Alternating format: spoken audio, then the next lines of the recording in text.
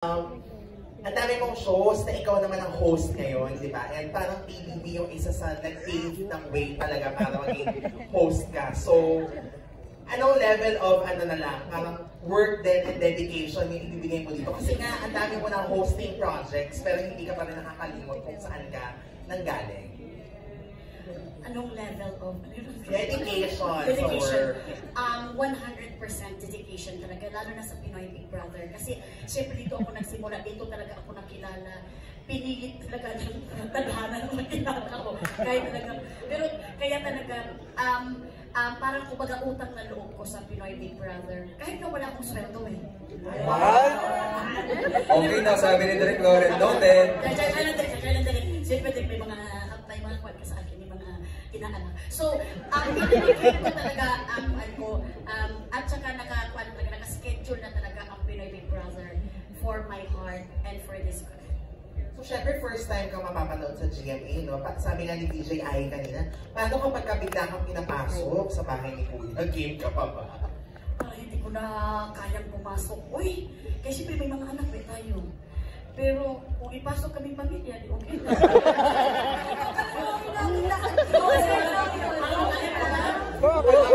Kami ng bigas at saka mga kaibigan na. So, why not? Ginawa namin natin para magkaroon na rin kami ng staycation. Uy, why not? Uy, pinibigyan niyo si Marcos ng idea. Give chance to other. Huwag tayong lagi na lang tayo pumapasok sa bahay ni Kuya. I-give chance to other kasi iba ang experience sa ilang milyon natin dito sa Pilipinas. Bihira lang kayong makapasok sa loob ng bahay ni Kuya. So, give chance to other. Huwag naman puro tayo. Malay niyo, isa naman sa mga press na makapasok. The press edition! Sino kaya ang manguna? Sino ang magkukuleran sa videohan?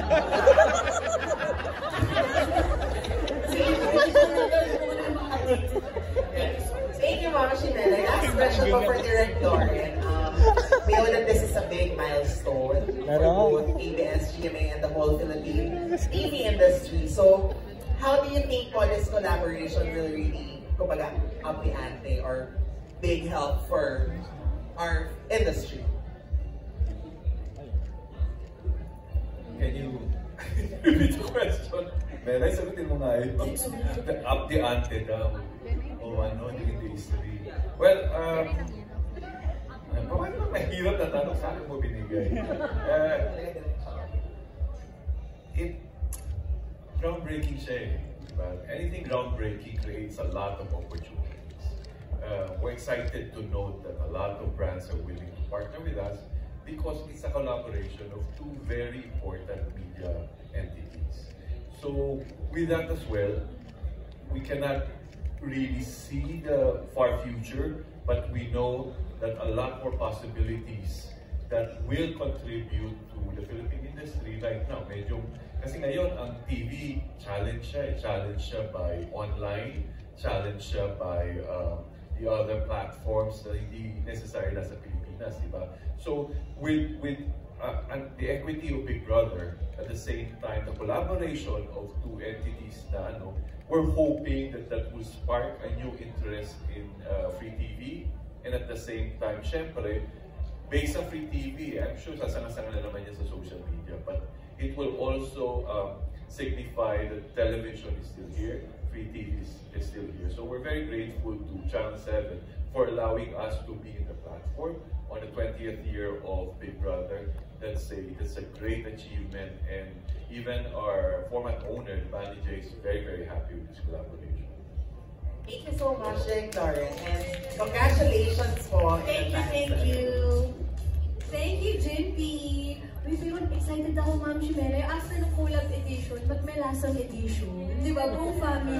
Staycation. Huwag yun na naman yung makasumabog ang utak ni Big Brother. Na sobrang pulo ng bahay. I think ang sasabog po utak si Jason. Tatlong belay na rin sa likod bahay ni Kuya.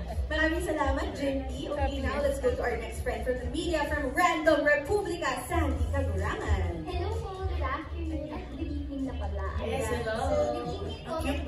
So, my question po is, ay sorry po, okay, tayo na lang po ako. Ang cute kasi ng boses mo.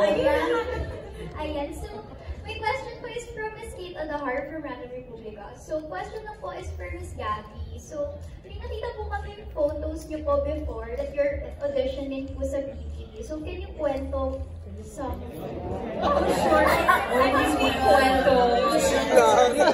So, here's the kwento. Yes, I auditioned for PBB Teen Edition Season 4. The one where Myrtle won, I think, yes? Oo. So, ang nangyari noon, I've been such a fan of PBB. I grew up watching PBB to the point na kasi late night siya pinabalabas. Nagpapaalam ako sa parents ko na pwede po bang mag-extend ng bedtime so I can watch and finish the whole episode. So, when they announced on TV, so literally I was a kid watching the television. In my room, I saw PBB audition na meron. Pwede kang pumila, kahit sino. Niyaya ko na kagad yung mommy ko. Sabi ko, Mommy, I wanna line up and I wanna join. So I lined up. That was in Mall of Asia. It was such a long line. 5,000, I remember 5,000 auditionees that day. I was number 3,900 something. So I lined up from 9 a.m. to 5 a.m. the next day. Yes, ganun siya ka-intense. 9 a.m. to 5 a.m. the next day, and I had to go to school. Nakakaloka, pinapagalitan ako ng mommy ko. Pero kasi I really wanted talaga. I was so curious as a kid to see what's really going on inside the house. And luckily, I got in the first screening. On the second screening, it was here na, inside the Bahay of Kuya. Inside the Bahay of Kuya. It's okay, you're making kwento. I'm making kwento. Hindi na ako na-blessed na makapasok after that. And you know, so today, it's such a full circle moment for me to be able to, you know, audition how many years ago, and then right now, I am standing in front of you as a host. It's such a full circle. Sitting pala na, sabi ni Rome. Pero ano, I'm so humbled and I'm so grateful for this opportunity. I'm thankful for the bosses, to the bosses of GMA, of ABS-CBN, for considering me to be part of this history. And I'm really excited to get to know all the housemates, to get to see the house. And abangan pa natin kung ano mangyayari sa akin sa takdang panahon. Hindi natin alam kung ano mangyayari. Si Kuya na ang bahala. Thank you so much po and congratulations. Thank you so much. Thank you, Sandy. Alright, next up is Glenn Sibonga of Showbiz Bonga. Ayan. Glenn? Good evening. Siyempre, harapan niya. Yan, siyempre congratulations sa bonggang-bonggang collab na ito. Ang tanong ko, para kay Bianca, kay Robby, kay Mele, at saka kay Alexa, kasi siyempre, nauna na kayong pumasok sa bahay ni Kuya, di ba? So ano yung best advice na maibibigay nyo doon sa mga celebrity housemates na papasok? Bukod dun sa lagi na natin sinasagot na pagpapakatotoo. Sila Bianca. Ako siguro ibabase ko sa naging mali ko nung housemate ako. Masyado ko ino-overthink lahat. Every little thing. Sobrang nandito ako sa ulo ko. Sinabihan pa ako ni Kuya, Bianca, gamitin mo ang puso mo. Huwag lang ang utak mo. Ganon. So, as hard as it is, mahirap man, try not to overthink. Kasi you really should just have fun because it's a once-in-a-lifetime experience. Ayan, Robby. Si Mele muna. Ako naman, sinabihan ako ni Big Brother, Mele, gamitin mo utak mo. Huwag ang puso mo. Ako nag-iisip. Pero ginamit ko rin yung puso mo doon, ha? Kaya, sa loob. Yes! Ako siya ang nagwagi. Correct. Hindi siguro, aside sa pagkatotoo, dati din sinasabi namin ito mag-enjoy. Kasi syempre celebrity sila, di ba? I'm sure 24 hours yung trabaho. Alam mo yung halos everyday yung trabaho nila. Kung ano nito, i-reset nila yung utak nila na para silang nag-retreat, nag-bakasyon, di ba? Para silang nagkaroon ng self-time, me-time sa sarili nila. And getting to know. Self-time? Ano ba yung Me-time. Okay, and I'm now signing off. So, nagpagkaroon sila ng me-time kasi mindset lang yun, i-mindset mo lang sarili mo. Huwag mong i-mindset na parang kang nag-competition talaga, wag na wag yan, very no-no yan. Kasi dyan ka talaga yan ang ikakaibig mo. Basta enjoy and i-treat mo yung sarili mo doon sa loob na parang talaga, wag talaga. Inaction ko na, ganun ba? Naiintindihan niyo naman ako. Alexa. Sige po. Alexa. I think halos pare-pareho din po kami ng maa-advise. Para naman po sa akin, siguro not to strategize too much. Yun po yung napansin ko kasi tuwing nakakanood ako at sa recent din and pati nung edition ko po, parang para sa mga taong nag-strategize, who try to calculate their moves, it just doesn't work as well as being your true self talaga, or just letting things flow. And pati yung pakikitungo kasi sa ibang tao, medyo nagiging, yun nga, parang medyo calculated or a little staged. And people know it. People can sense when it's genuine. And people, yeah, they can, like what Gabby said, they can see through you din eh. So, just don't strategize too hard. Para din, syempre, kung ma-enjoy mo yung journey. Because it's a once-in-a-lifetime opportunity to say that you went in as a housemate sa pinakasikat na bahay sa buong mundo, sa buong bansa. So, don't ruin your fun by strategizing too hard. Kasi at the end of the day, may mananalo naman talaga at matatalo. But winner ka pa din kasi na-experience mo maging housemate. At minsan, it's up to the people din na Yes, no matter how hard you try to calculate things, nasa tao pa rin talaga kung ano yung perception nila sa'yo, kung tatanggapin ka nila or hindi. So, leave it up to fate na talaga. Go, Rob. Simple lang. Mag-ambag ka.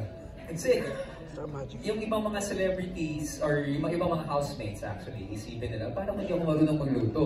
Paano kung hindi ako marunong maglaba? Di ba?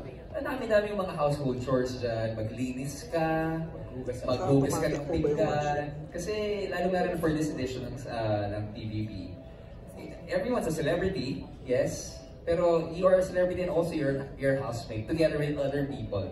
So, makisama ka at magbigay ka ng sarili mo ambag. Paano naman pagdating sa love life at saka sa pag-link? Sorry? Sa linking, sa loob ng bahay. Kasi every edition lagi may nalilink o, di ba? Unang-una na dyan, syempre si Mary na napangasawa niya. Yun! Strategy ba yun? Actually, ngayon ko lang aaminin sa inyo. It was all a show. Pagkatapos niya magkaanak. Sorry, hindi pa na show. So, yung link, yung mga link. Oo, syempre yung mapag-ibig sa loob Actually, ng yung mga bahay. pag-ibig talaga, hindi mo na mapipigilan yan. Kung ang puso mo na talaga nagsalita doon. Yes. Kasi kahit, di ba, tayo naman talaga magsasabi talaga na yan, Ate B, di ba tayo talaga magkakon yan. Kasi pag kunwari kayo lang sa loob ng bahay ni Kuya, talagang hindi mo mapipigilan ang puso mo na ma-inlove talaga. Kasi four corners. Hindi mo, kasi siyempre kayo lang nasa loob, kahit kayo siguro, ipasok kayo talagang, alam mo yung, makikita nyo yung good side ng tao, na kahit sa iba parang bad side, pero parang yung mga good people. Diba? So, si Lord lang din nakakaalam yan. Si Ate B na na-link din noon. Yes, yun nga yung sasabihin ko, sinabi ko lang sa kanila. AC, di ba? Napakahirap pigilan talaga.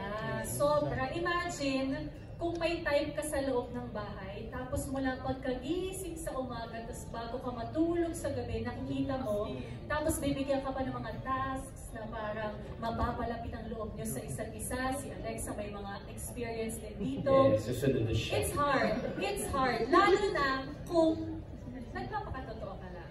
I mean, it's something na masasabi ko now, looking back 19 years ago, dami ko natutunan. And it only made me stronger. So, hindi kasalanan ma-in love, except you have to pay the consequences kung meron man.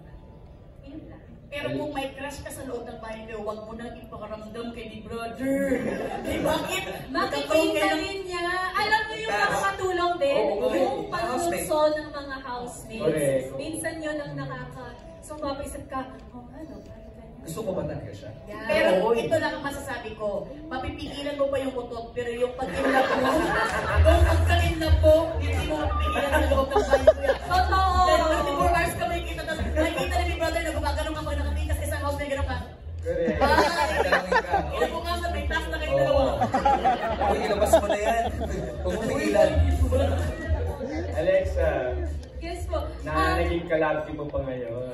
Yes, pero I think yung naiba po sa amin kasi ni Katie, hindi siya plinano sa loob. I mean, it's not something we saw coming din. as two individuals, wala kaming gusto sa isa't isa nun sa loob ng bahay. As in, ate nga ate pa nga ate mo noon, ano ngayon?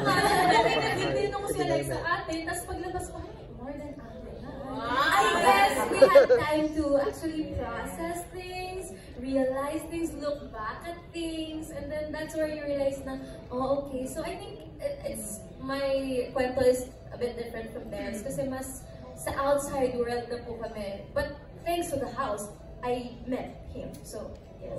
From ate to aking. Ayan, si Robin lang yata meron ba na-leak sa'yo? Si Joseph. Si Joseph Elizalde. Nanik sa akin, kami yung BFF. Kasi kung sabay kayo pumasok.